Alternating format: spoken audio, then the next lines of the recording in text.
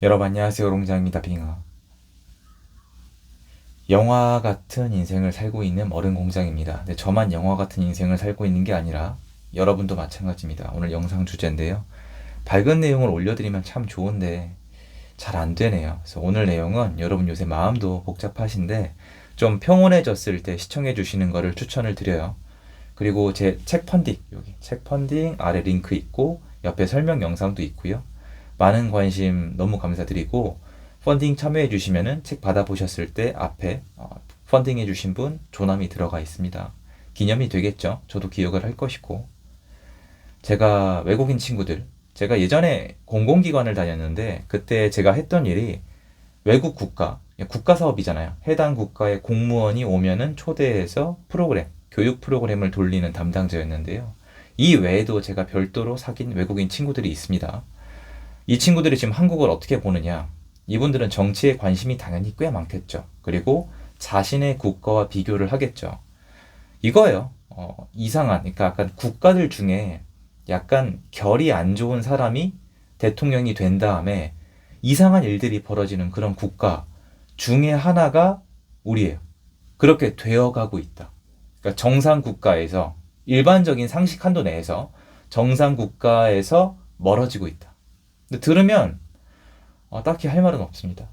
일단 몇 가지 얘기해 볼게요. 저는요, 원리 원칙을 세워놓고 그걸 지키는 걸 좋아합니다. 그 안에서 승부하는 걸 좋아합니다. 근데 사람들은 말은 그렇게 하는데 요새 장관 청문회 보셨어요? 제가 청문회 한 명 한 명 하면은 정말 너무 스트레스 받고 지금은 제가 조금 더 영향력이 필요하거든요. 지금도 힘들어요, 사실은. 멈출 수는 없어요. 여러분이 함께 계시기 때문에 멈출 수는 없는데 한 분이 제가 정말 들으면서 이빨이 갈려가지고 좀 얘기를 할게요. 제가 코로나 때 병원에서 일들이 있었어요. 가족 일이에요. 여러분 중에 가족 사랑하지 않는 분 안 계시잖아요. 근데 코로나 때는 법으로 바꿔놔서 병원에서 할 수 있는 일이 엄청나게 제한됐었어요. 법으로. 다 안 된대요. 그리고 거기 의료진들도 너무너무 힘들어 했죠. 그때 의료진 분들 너무나 고생 많으셨고 존경을 표해요. 제가 현장에서 봤거든요. 그런데 장관이 되겠다고 나온 사람이 어떤 짓거리를 했느냐? 자신의 명함을 내밀면서 간호사님한테 폭언을 했다는 거예요. 트라우마 생기셨대요. 응? 뭐 나 국회의원이다. 아니면 나 장관이다. 나 이런 사람이다. 니까짓게 나한테 뭐 그걸 달라고 하냐? 코로나고 나발이고 나는 들어가겠다. 이거를 한 거예요. 저는 경험이 있잖아요. 그게요, 안 돼요. 그 사람 그렇게 한 거는 제 입장에서 뭐냐면 가족이 걸린 일이잖아요. 여러분도 한 번만 입장을 바꿔봐 주세요. 지금 지난 일이지만 코로나가 지금도 남아있긴 하지만 그때는 병원이 완전히 통제됐잖아요. 그 사람은 저한테 신이에요. 왜 그러냐? 별거 아니에요. 나는 모든 걸 동원해도 할 수 없는 일을 그 사람은 한 겁니다. 왜? 고위직이니까. 예를 들어서 제가 다치면 병원에서 부산에서 서울로 헬기 띄워줍니까? 안 띄워줄 거잖아요. 사실 저도 알아요. 이런 특혜들. 끝이 아니에요. 밑에 보좌관들. 제가 보좌관들한테 갑질한 것보다 더 화가 나는 게 뭔지 알아요? 그 보좌관들 월급이 어디서 나옵니까? 여러분들이 직접 기업을 일으켜서 직원들을 뽑아서 사업을 해보시면은 그게 쉬운 일이 아니에요.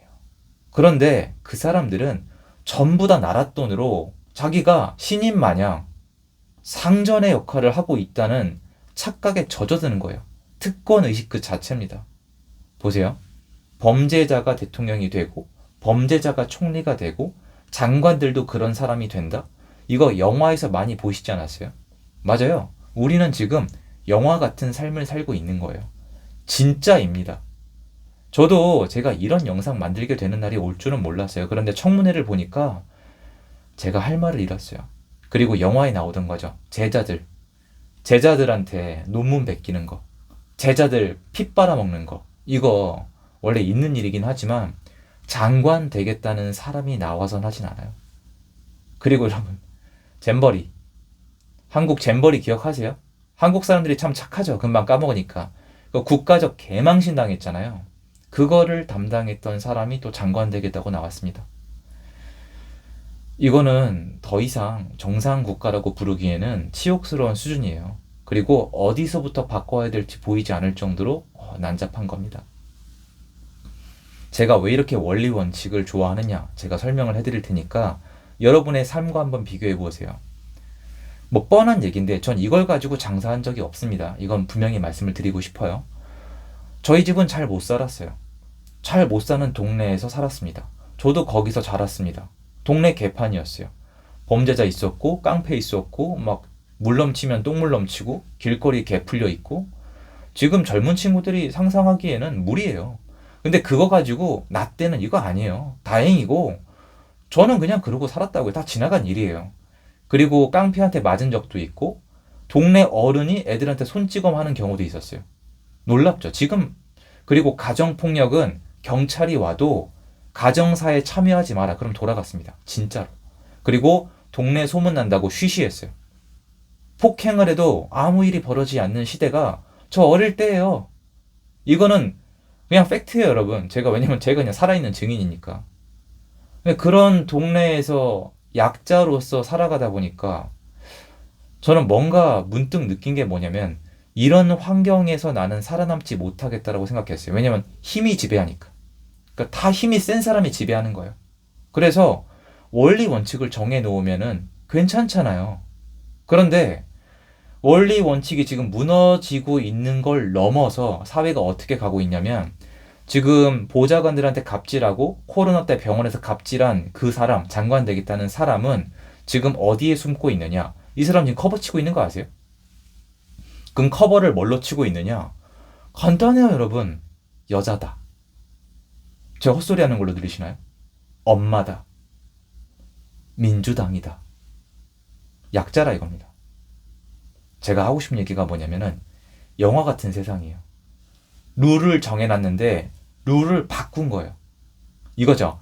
강자가 약자한테 갑질하지 마라. 전 이 룰을 좋아하는 거예요. 원리 원칙대로. 그런데 지금 정권을 장악한 사람들은 이걸 거꾸로 해석합니다.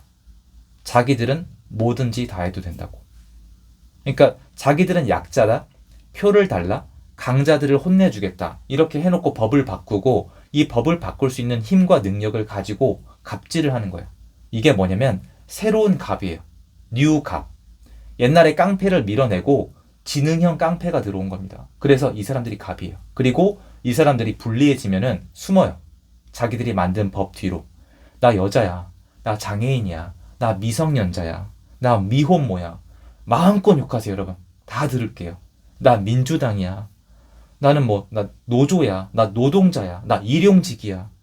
이게 명함이 돼버린 거예요. 몇 개 겹치면 더 좋은 명함. 다 겹치면은 신이 되는 겁니다. 왜냐면 대변해 주니까. 여러분, 이런 세상을 원하시나요? 저는 아직도 가끔 믿을 수가 없어요. 한국 사회가 이렇게 개판으로 돌아가는 게.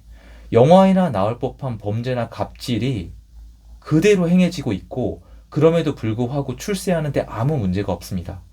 전과가 흠이 아닌 세상이 됐어요. 아니, 전과가 없으면 출세하기 어렵다는 얘기가 나올 정도입니다. 저도 이 얘기하면서 웃어요, 여러분. 그런데 현실을 보세요. 진짜 그런 일들이 벌어지고 있습니다.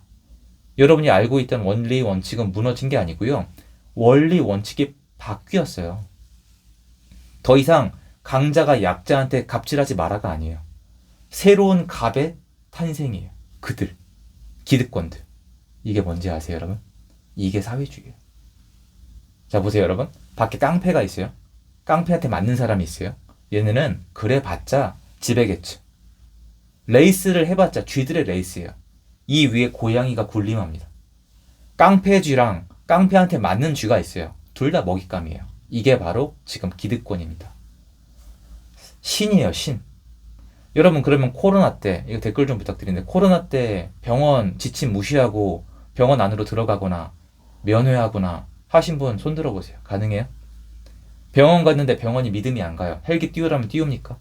이것만 있습니까, 여러분? 지금? 제자 논문 베꼈어요. 근데 그게 걸렸어요. 그럼 무탈하게 넘어갑니까? 잼버리 같은 큰 행사를 망쳤어요. 회사에서 가만 냅둡니까? 얘기를 좀 해보세요. 도대체 뭘 근거로 지지하는 건데요? 원리 원칙이 안 중요해요, 이제. 아니, 힘없는 분들이라면서요, 여러분. 여러분들은 소외 당했다면서요. 상대적으로 박탈감을 느낀다면서요. 공정한 사회를 원한다면서요. 그런데 공정한 사회를 원하시는 것까진 좋은데 공정한 사회 틀 안에 왜 위에 신 계층을 만드냐고요. 이 사람들은 신이에요, 이제. 왜냐? 사법권도 장악했으니까. 헌법까지 장악하면 신이에요. 해외 사례가 그렇습니다. 그래서 우리가 양아치 국가 되고 있다는 얘기를 듣고 있는 겁니다. 섬뜩하지 않으세요? 이거 이제 어떻게 뒤집을 겁니까? 여러분도 차례차례 언젠가 느끼실 거예요. 언젠가는 사회주의 국가, 공산주의 국가에 있던 일이 이슈화가 될 겁니다. 뭐냐면은 서민들은, 지배계층은 절대 안 되는 일을 위에 이 신갑은, 이 새로운 지배계층은 다 할 수 있다는 겁니다. 전부 다 세금으로.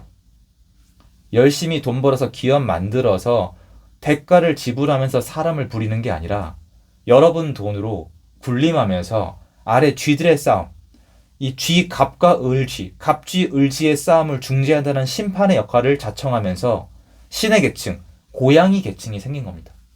아무리 여러분이 깝쳐봤자 나중에 잡아먹힙니다. 전 이게 보이는데 여러분은 안 보이시나요? 그러니까 여러분이랑 저나 여러분이나 우리는 깝쳐봤자 쥐예요. 그 사람들은 고양이고 언제든 마음 먹으면 잡아먹을 수 있는 겁니다. 저는 지금 쥐 한 마리가 짖는 거예요, 사실. 그 사람들한테. 다만 거슬리면 잡아먹히겠죠. 이제는 여러분이 이렇게 느끼실 거예요. 왜 이렇게 안 공평하지? 왜 이렇게 룰이 없지? 그게 아니라 룰은 있어요. 여러분이랑 저 같은 사람끼리 사이엔 룰이 있어요. 서로 싸울 수도 있고 고소고발할 수도 있어요. 이건 맞는데 이 위에 그들은 달라요. 똑같죠, 여러분. 사회주의랑 똑같죠. 그래서 그 사람들이 청문회에서 버티는 거예요. 뭐냐? 난 너네랑 달라. 너네의 기준으로 날 보지 마. 그게 아니면 수치스러워서 진작에 알아서 내려왔는데 버티잖아요. 계속 버티잖아요. 제자 논문 도둑질 않게 확실한데 버티고 보좌관들한테 그렇게 갑질해놓고 다 거짓말 했는데 거짓말 다 들키고 그 예민한 코로나 시기에 그 갑질을 해놓고 이거 말고 더 있어요, 사실은. 입에 별로 담고 싶지도 않아요, 아직은. 그래 놓고 버티는 이유는 뭐예요? 자기는 고양이 계층이니까. 고양이 왕이 누구예요? 대통령, 총리, 나머지. 저 사람들도 저런데 나는 좀 어때? 이게 정상 아니야? 난 너네랑 달라. 나는 신이야. 이거예요. 앞으로 두고 보세요. 가관일 겁니다. 그러니까 여러분이랑 저랑 싸워봤자 소용없어요, 이제. 끝난 겁니다. 그들이 사회주의랑 공산주의 국가를 왜 이렇게 원하는지 알게 되실 거예요. 이게 바로 양아치 국가의 탄생입니다. 전 그렇게 생각해요. 단어가 좀 죄송하긴 하지만 제가 외국인 친구한테 직접 들었던 단어입니다. 물론 양아치란 단어를 쓰진 않았지만 외국어에 해당하는 단어가 있으니까요. 제 영상 여기까지고요. 여러분 생각 댓글로 달아주시면 제가 좀 읽고 공부 좀 해보겠습니다. 감사드리고요. 좋은 하루 되시고요. 건강 챙기십시오.